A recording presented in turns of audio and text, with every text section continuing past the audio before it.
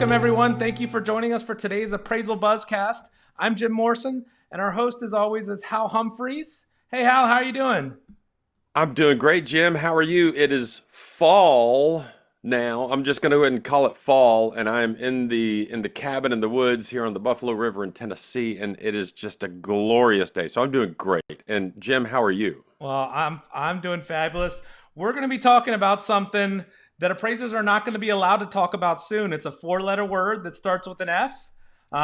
Before I get kicked off YouTube, let me bring in our guest, Jake Lew from Ivory. Hey, Jake, how are you? Hey guys, how are you guys? Thanks for having me.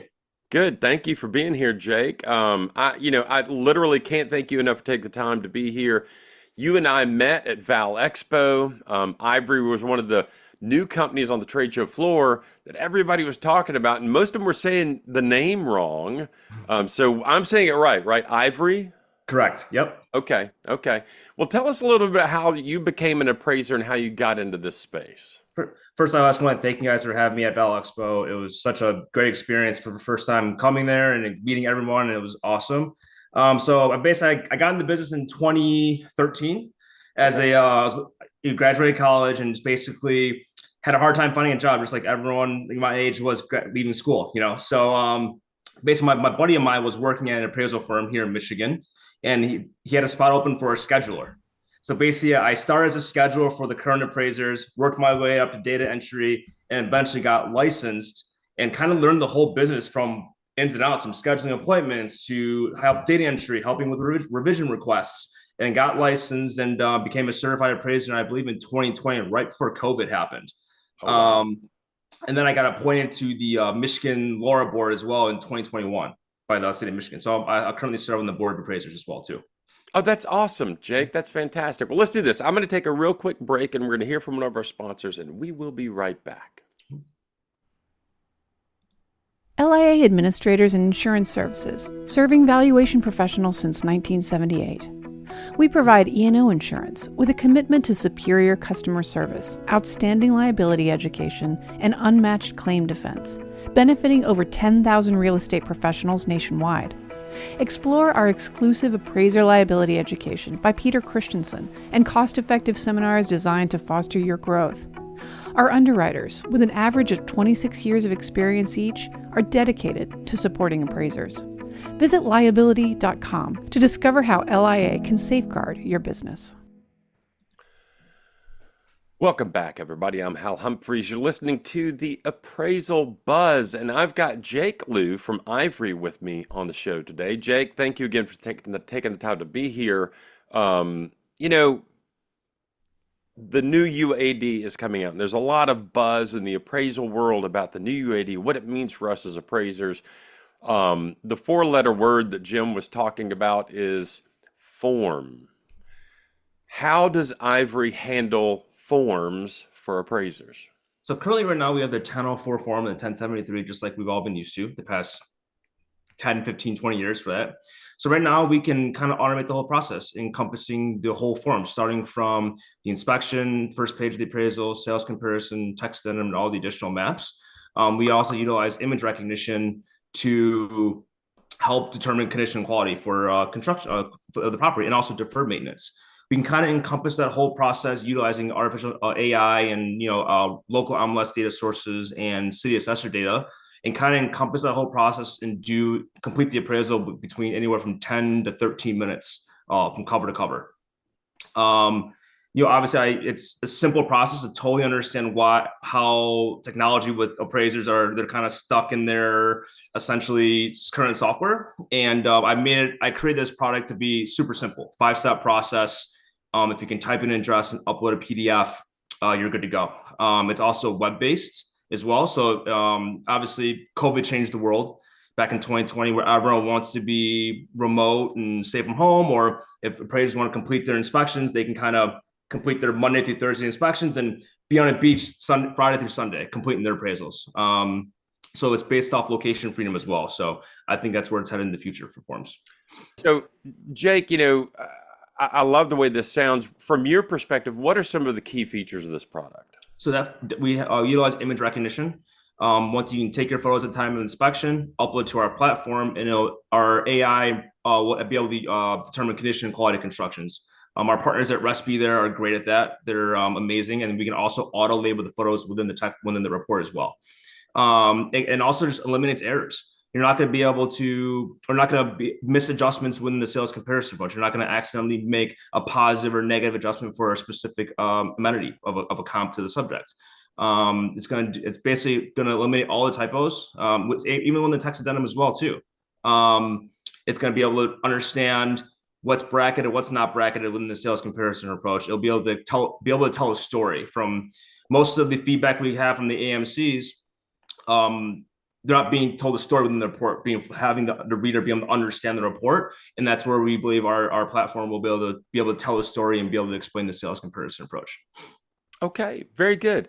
Let's do this. I'm going to take another quick break, and we'll hear from one of our sponsors, and we will be right back. Solidify is one of the nation's most trusted valuation and title partners. With their proprietary technology and extensive network, Solidify delivers industry-leading quality, transparency, efficiency, and scale to the largest mortgage lenders in the U.S. Their marketplace of independent, qualified field professionals makes the homeownership experience extraordinary every time. Visit solidify.com for more information and stay connected with their latest news on LinkedIn. Welcome back, everyone. You're listening to the Appraisal Buzz. I'm Hal Humphreys, your host. I've got Jake Lew from Ivory with me today. Jake and I met at Valuation Expo. Now, Jake, I love the idea of an appraisal software platform being basically platform agnostic. I'm a Mac guy, and if this is cloud-based, I can just use this on my Mac. Yep, I'm not tied to a PC anymore.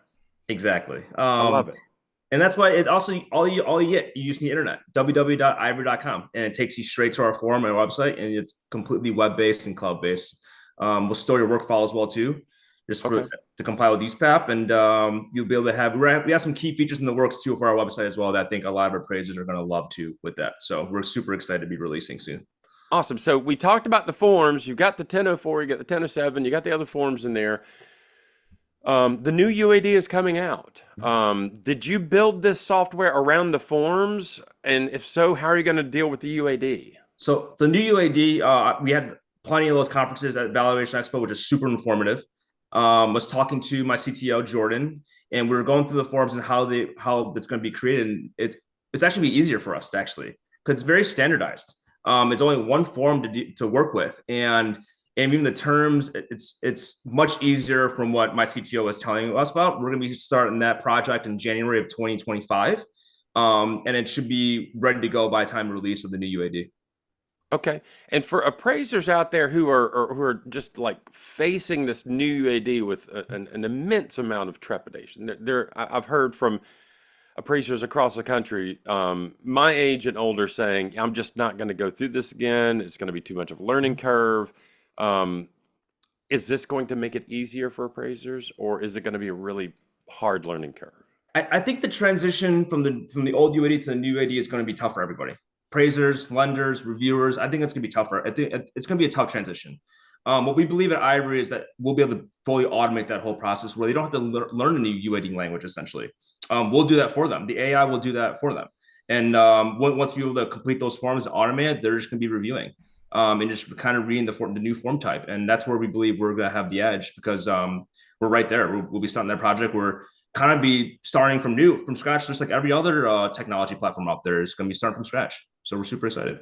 Okay, I love it. And I like the fact that you said, the AI is going to do all this stuff, but the appraiser is going to have to review it. Look, I mean, I'm a fan of AI. I use it in certain areas. But we always have to take the human element and come in and make sure that things are right. Make you verify the information, that kind of stuff. So I'm glad you mentioned that. Jake, I cannot thank you enough for taking the time to be here today. I had such a good time talking to you at Val Expo. I'm looking forward to you being back next year at Val Expo. Definitely. We'll be there. We'll definitely be there. Good. So Jim Morrison usually sneaks up on us at the end of these things with what he calls the anonymous appraiser question. Morrison, do we have a question for today? We do. And I just want to clarify for everybody listening, You spell ivory.com, AIVRE.com, for anybody that wants to go find out more about this. But our anonymous appraiser question came in via email, and it says, I have an anonymous appraisal question. As a certified residential appraiser, can I use a hypothetical condition on an appraisal for a different highest and best use, even if the highest and best use isn't the actual highest and best use? For example, I have a single-family residence that's been changed to commercial zoning, and the highest and best use might be to remove the home and redevelop it for commercial use. But since I'm not a commercial appraiser, can I take that hypothetical condition that highest and best use is a single-family residential? I'm recognizing that the highest and best use could be commercial, but I'm appraising it as a single-family. One criteria for the hypothetical condition is that the results are not misleading. If I disclose I'm using a hypothetical condition and the highest and best use is single family, would that still comply with USPAP? Jake, you want to take a stab at that? I have some thoughts. Okay. I think there's a lot of factors that go into it, right? Is the zoning, what's the zoning of the property? That'll be a big one for me. And that's how I would first start it off to see what the zoning is. Is it legal, non-conforming? Is it legal? I guess USPAP does say that stating the hypothetical condition within their appraisal report would comply with USPAP. That's a tough one because I'm trying to think, how do we think about this one? Because way I would approach this would be call the city. What's the zoning? Can it be rebuilt if destroyed more than 51%? If it cannot, then it'd be illegal, and then go back to it. And that's how I would do it. And then at the point, I would refuse the assignment if it was illegal, technically, at the end of the day. Me personally, I would not continue doing it as a hypothetical condition. I would let the lender know and let them proceed on that and how to move on from there. So that's how I would do it. So okay. I'm going to go a little bit further and say the highest and best use is the highest and best use.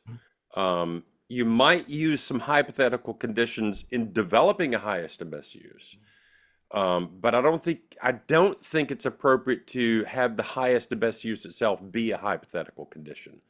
So if the zoning is one thing, and for analytical purposes, you need to say, well, it could be zoned commercial. You could make a hypothetical condition that it is zoned commercial. But I don't think you can juke the highest and best use. It is what it is. That's what I would say. For the anonymous appraiser, here's what I would suggest. Read through the definition of highest and best use first. Read through the definition of hypothetical condition second. Really consider it.